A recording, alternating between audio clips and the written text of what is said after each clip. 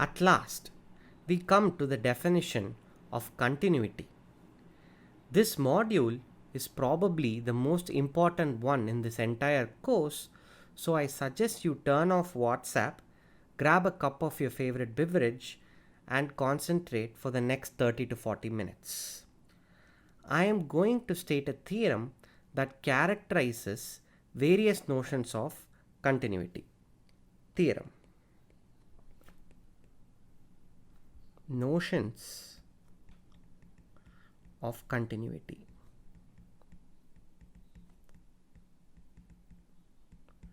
Let A be a subset of R and f from A to R be a function. Fix x in A. The following conditions, or rather the following statements are equivalent.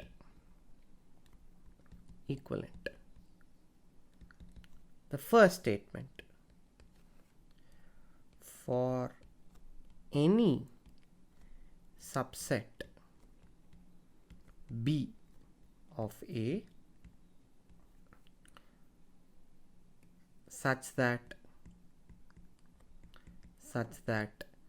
X is adherent to B, we have f of x is adherent to f of B. If you recall, this is almost exactly the informal notion of continuity that was stated earlier, with one difference: the word in quotes close has been replaced by the word adherent. Number 2. If xn in A converges to x, then f of xn converges to f of x. Okay? And the third one, which is called the epsilon delta criterion, which is the reason for nightmares for thousands and thousands of math undergrad students throughout the world. Let me state this precisely. The epsilon delta criterion is as follows. For each epsilon greater than 0, we can find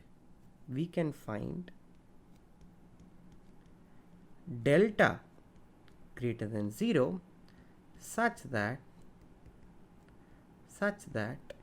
if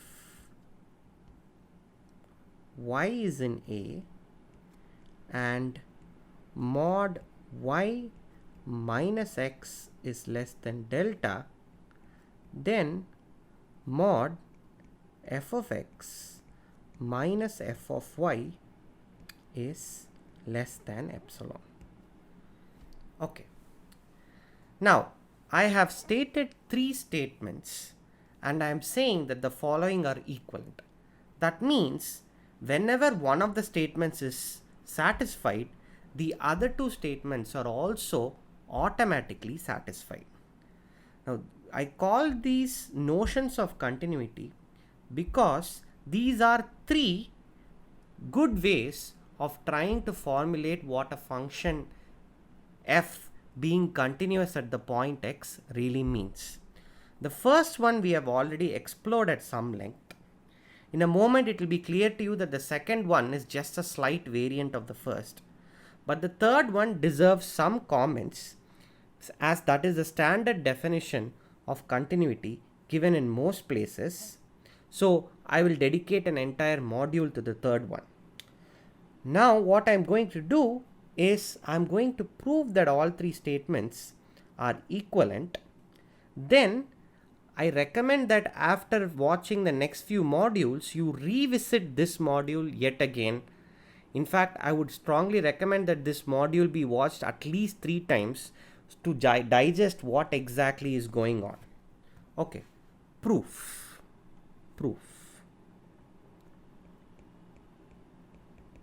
Now, the standard way of showing that 3 statements are equivalent is to show that 1 implies 2 implies 3 implies 1. That is, form a complete circle. Let's see how we can do that. Let's look at the first statement. For any subset B of A such that X is adherent to B, we have f of X is adherent to f of B. The second statement, we have to show that if Xn in A is a sequence that converges to X, then f of Xn must converge to f of X. Okay. So assume 1 is true and let Xn in A converge to X. We have to show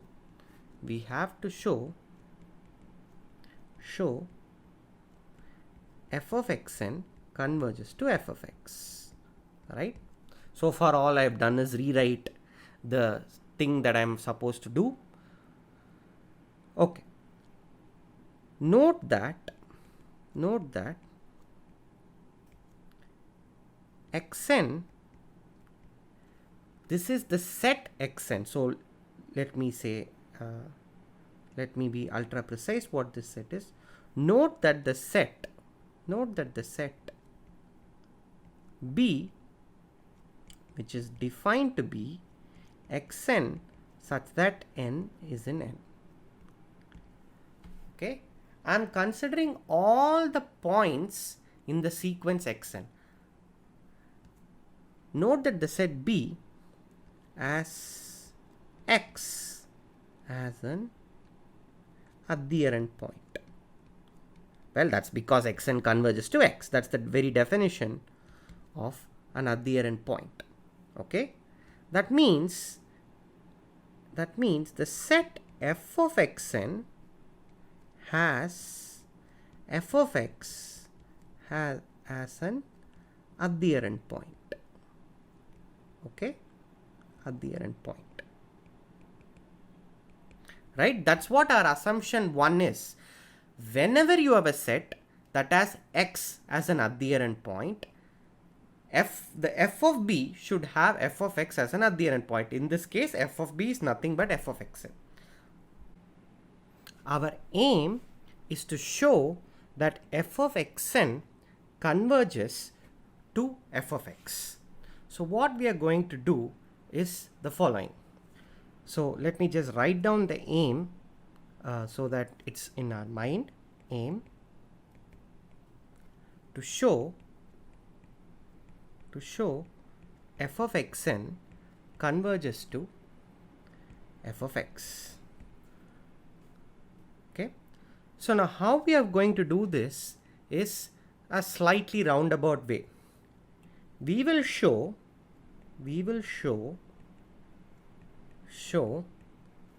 that any subsequence f of X and K has a further subsequence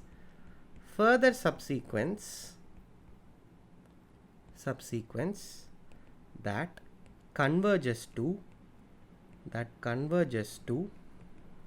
f of X. Okay, recall that in the chapter on sequences and series, we had shown that if a sequence has the property that any subsequence has a further subsequence that converges to a particular point, then the whole sequence converges to that particular point. So we are going to exploit this result. Okay, so start with a subsequence.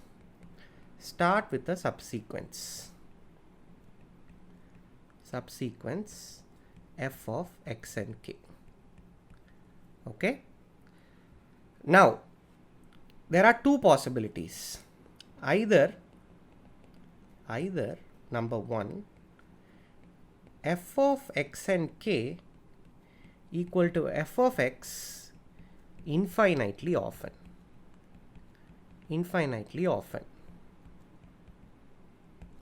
So that means for infinitely many k, f of x and k equal to f of k.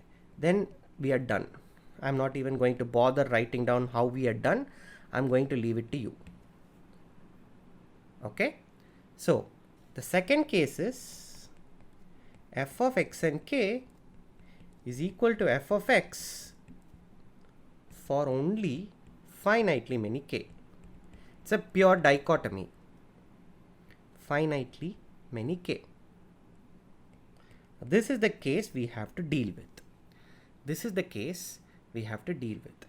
So if f of x and k equal to f of x for only finitely many k, then you cannot extract a subsequence in the easy manner that happened in case 1 when there were infinitely many k's for which f of x and k equal to f of x. You will have to do something else. Observe that in this scenario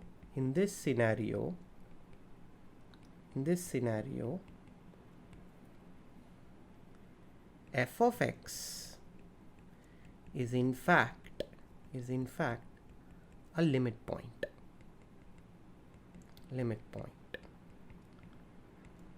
Why?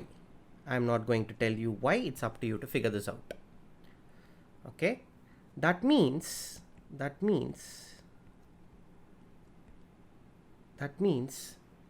there is a sequence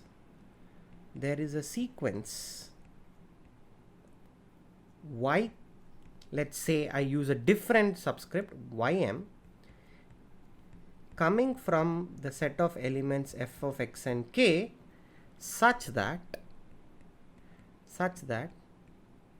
the yms are distinct and ym converges to f of x, right? This is the very definition of a limit point, right? Okay, now I'm going to use this ym to construct the required subsequence. Okay, so observe that each ym is of the form f of x and k for some k. I don't know what that is. Okay, for some k. Okay, excellent. Now this is how I'm going to construct the subsequence. Choose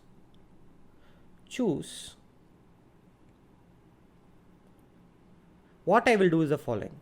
I will construct a subsequence of ym which itself would be a subsequence of fx and k as well. Okay, so choose y1 to be not y1. Let me give a better notation. I will produce a sequence, let's say some zl, which will be a subsequence of both ym as well as fx and k. How do I do that? Well, choose z1 to be fx n, let's say L1 equal to y1. Okay, so this y1 will necessarily have to be of the form f of xn L1 simply because these yms are coming from the set f of x and k. I just choose y1 to be that. Okay, now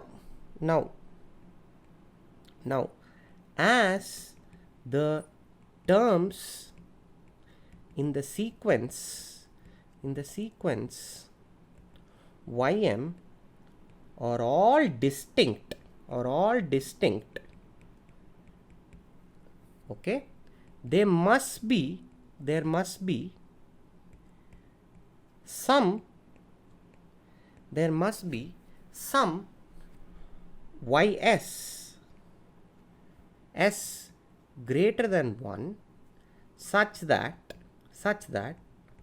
ys is equal to f of xn L2 and L2 is strictly greater than L1. Okay. Note, the terms of the sequence ym are all distinct. Okay.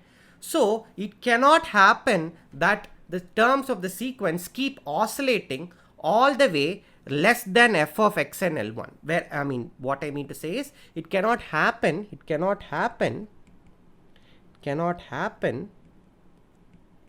that the terms of the sequence ym are all elements of the set f of x and k less than or equal to L1, right? Then there will have to be repetitions because this is a finite set.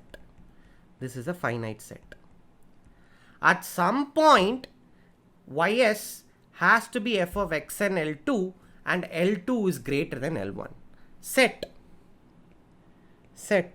this Z2 to be nothing but this f of x and L2.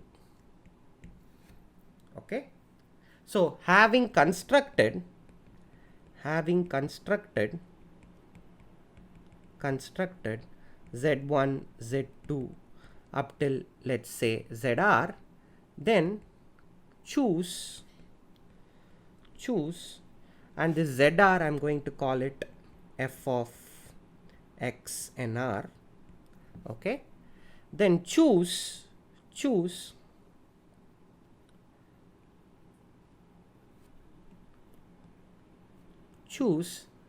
ZR plus 1 to be some yj equal to f of x and j with j greater than R. Okay.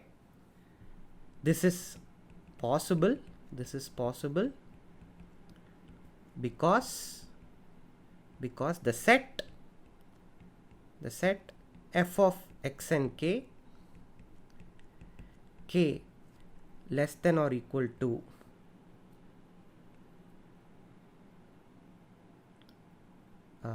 let me just change the notation slightly. Here I need to use two subscripts because it's a subsequence. So this is an LR. Okay. K less than LR is a finite set.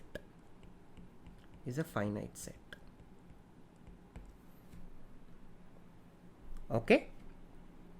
So this is a bit complicated what is happening, mainly because there is a notational overburden. That's why I want you to watch this module at least once or twice more after you come to grips with the basic facts about continuity in the next few modules.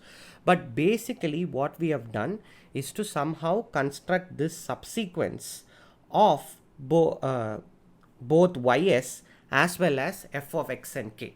Right? Now we have constructed a subsequence of both ym as well as fx and k. We have sort of a common subsequence of both these sequences. Okay. But ym converges to f of x, and therefore so does, what did I call this? Well, let me just call it the sequence ZR. So does the sequence ZR. Okay. Hence we have found a subsequence, or rather, a subsequence of fx and k that converges to fx. So in both scenarios we have found a subsequence of fx and k that converges to f of x. So conclusion is f of xn must converge to f of x. Okay, so this was a somewhat long and arduous proof, but the basic idea is really easy. We deal with two cases. The first case in which you don't have to do much work, you can find a very simple subsequence that converges to f of x. Then in case you cannot find a simple subsequence that converges, you are forced to conclude that f of x is a limit point that gives us a sequence of unique terms. Using this unique term sequence ym, you construct a common subsequence, and that does the trick. Okay, so please go through this proof carefully once more. So what have we achieved? We have now shown that 1 implies 2. That means if it is true that whenever x is an adherent point of a subset B, we have f of x is an adherent point of f of B, then for all sequences xn converging to x, f of xn must converge to f of x. Okay, excellent. Now 2 implies 3. That is, whenever you have a sequence xn converging to x in A, then f of xn must converge to x. Okay, so now we are in the case 2 implies 3. Okay, now what does 3 say? Let me read out 3 carefully. 3 says, for each epsilon greater than 0, we can find a delta greater than 0 such that if y is in A and mod y minus x is less than delta, then mod f of x minus fy is less than epsilon. Now this is very reminiscent of the definition of the convergence of a sequence. So what do we do? Well, think about this for a second. How can 3 fail to be true? The only way that 3 can fail to be true is for some epsilon greater than 0, we cannot find delta greater than 0 such that something happens. Okay, that means for some epsilon greater than 0 and for all delta greater than 0, there must be a point y in A and mod y minus x less than delta such that mod f of x minus f of y is greater than epsilon, right? So let's see how to do that. Assume 3 is false.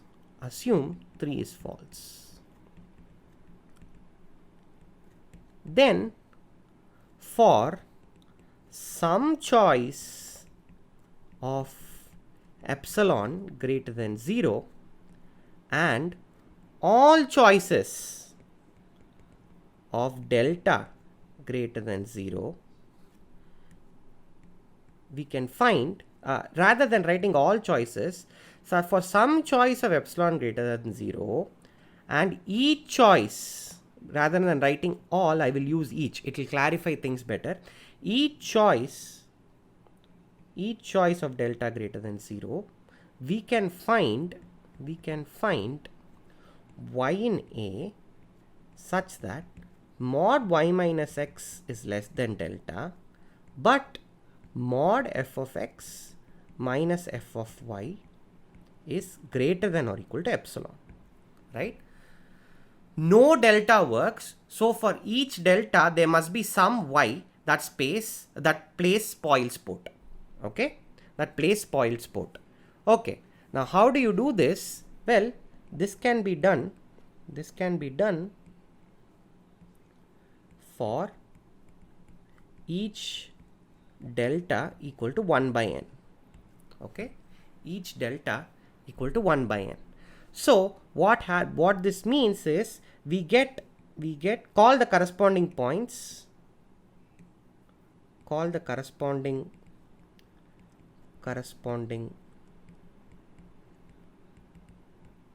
spoil sport in quotes, spoil sport points yn, that is mod yn minus x is less than 1 by n, and mod f of xn minus f of x is greater than or equal to epsilon. Okay. Now clearly yn converges to x, right? That's how yns were constructed. Mod yn minus x is less than 1 by n. Therefore, yn converges to x. But f of xn minus f of x is greater than or equal to epsilon for all n. This means f of x is not an adherent point of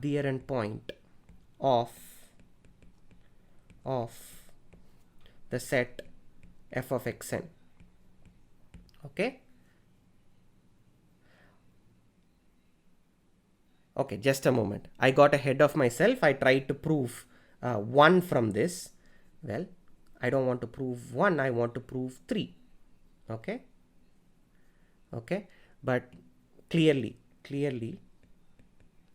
f of xn cannot converge to f of x. I tried to contradict 1. In fact, 1 is contradicted, but I want to prove that 2 is contradicted.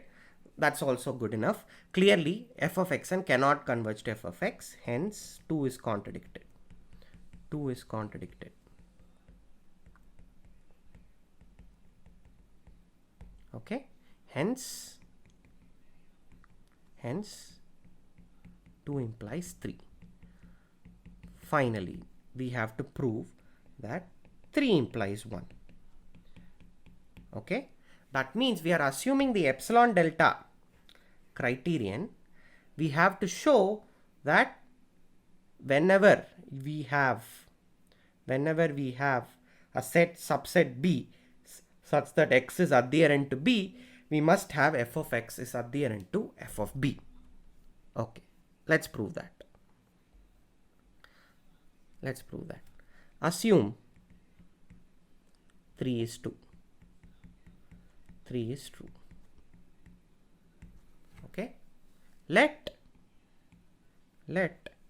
B subset of A be such that x is adherent to B. Okay. Now we must show that fx is adherent to f of B. Again, I have just written down what is it that I must achieve. Okay. Now, since 3 is satisfied, for each n in the natural numbers, we can find delta n such that if mod xn minus x is less than delta n, then mod f of xn minus f of x is less than 1 by n. 3 says that for each epsilon greater than 0, there is a delta such that something happens. Okay.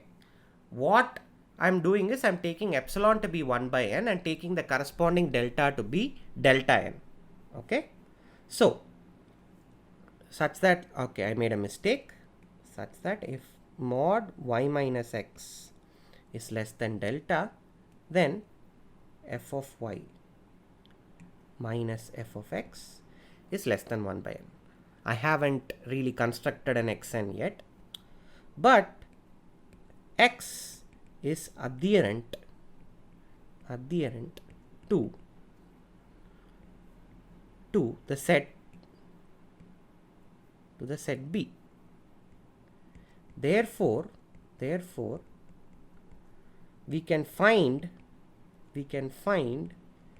xn in B such that mod y minus xn is less than delta n, right? Simply because this is one of the properties of adherent points. Okay, but this means mod f of xn minus f of x is less than 1 by n, right? That's what the previous condition, that's what delta n, that's how delta n was chosen. In other words, f of x is adherent to f of b. Fine. So this completes the proof.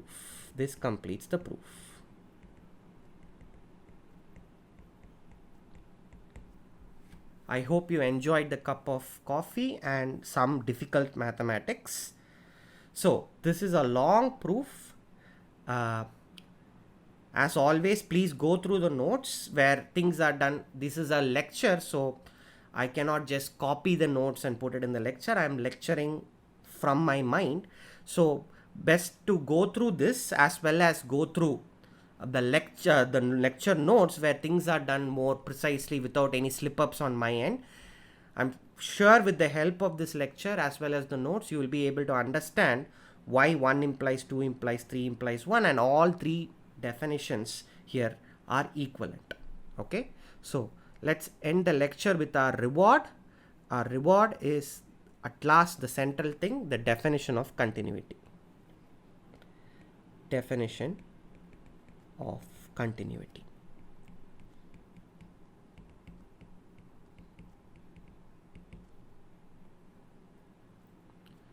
Let f from a to r be a function and x in a. We say f is continuous at x if 1 and in parenthesis and therefore all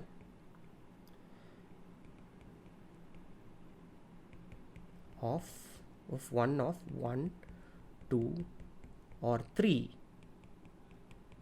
in the previous theorem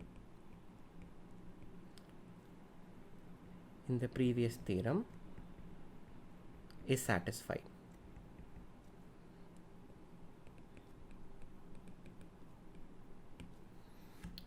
Okay, so please again go through this lecture at least once or twice more. Do it once again after a few more modules where you see many continuous functions and some theorems about continuity. So this concludes this module. This is a course on real analysis, and you have just watched the lecture on notions of continuity.